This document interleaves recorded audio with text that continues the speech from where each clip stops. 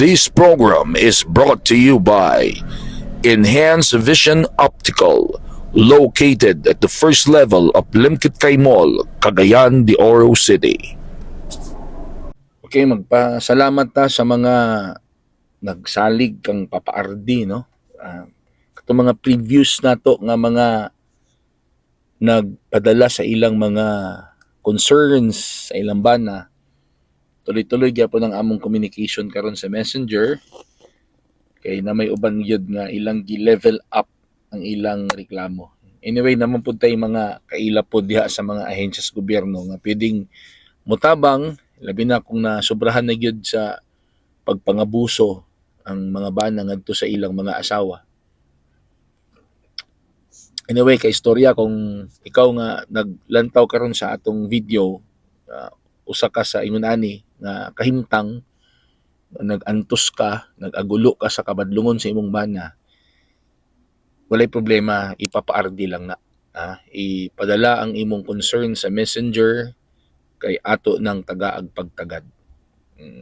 Kung kinahanglan kag mga legal remedies, pwede pud ta makatabang ana kay istorya.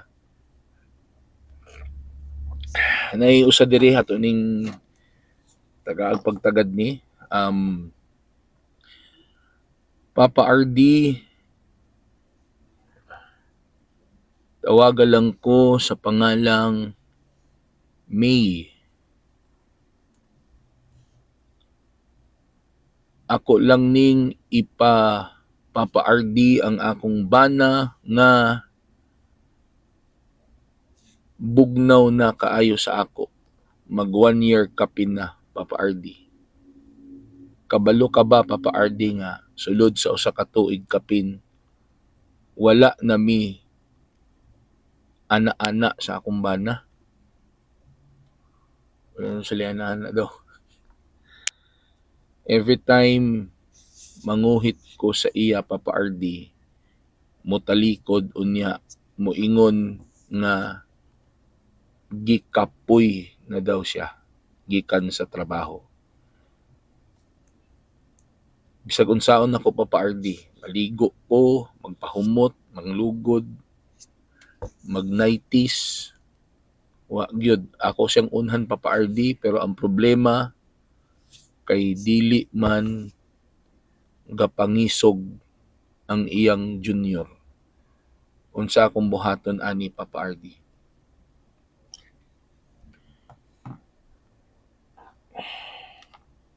Ila edad nimo? Be, check na ako, be. Walay nabutang. Daghan mong good factors i-consider ana, May, kung dili na kayo active ang sexual power sa imong partner. Una, kanang health concern. Usa sa makapa-loy-loy ni Manoy is kanang sakit nga diabetes. Bisag unsaon, labi na og taas kay sugar ang imong partner, wala ginhawa na lang dakuan na So basig taas nag-sugar ang imong bana. Pila na ba edad ana? Kasagara ra ba ana kay nasa mga middle age, di ba? 40 pataas. Diya na dayon mo nang magluya, taas nag-sugar. Kanang taas kag sugar, dili na mo ana ang imo, ha? Musana, no? Ang ikaduha pud ana, ka istorya kanang stress. Masin og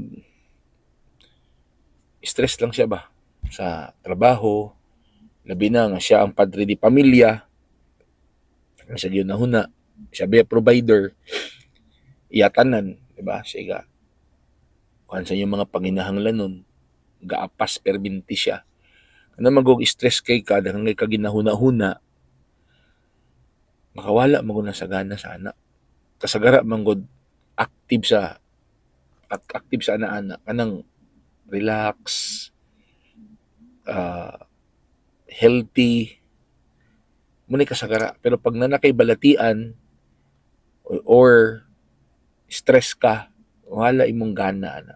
So kana i-consider po na siya may nga mga possibilities. And ito yung last na sana hindi ka mag-overthink. Basig na nailain. Sana basig na other party. It could be babae or sad to say, baka lalaki. So sa itong buhaton na may, no? Sa itong buhaton na talk to your husband. Talk to your husband. Masin maulaw lang siya open. Masin dili siya gusto nga kana bitong madamay pa ka sa iyang gihinahuna. Baka kasi basin dig taas ang iyang sugar, di ba? Delikado ba yan na kanang sugar kung taas na nya dili na nimo mataga ag pagtaga, delikado mo complicate ba yan na? Usually mo complicate na sa imong kidney. Ito nang kasagara, taas og sugar, dialysis. O ba na mo complicate sa heart, diba? Manang matingalan lang ka ma-heart attack. So you have to talk to him kay basin unya og nga sa ingon-ana nga balatian, makulat lang ka, diba? Wala ka kay balo. Or baka stress siya sa trabaho. Wala siya masumbungan. Basin og dili kay ka-sensitive na nga part, diba? You have to talk to him. Para kaysa magtiayon man gud importante ang kanang magistorya mo ba? Istorya. Ya basi kan imong bana is introvert, dili mahilig, yan lang ginaluom-luom, lang stress siya, dili na mo gaana iya. Kada namang sa third party nga part na posible po.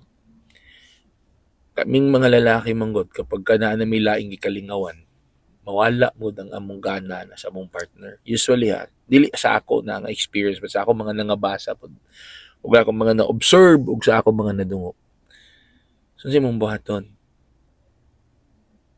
you observe him. You observe him. You observe him and you monitor him. Kay basin daig ang ikatulo mo ay hinungdan, di ba?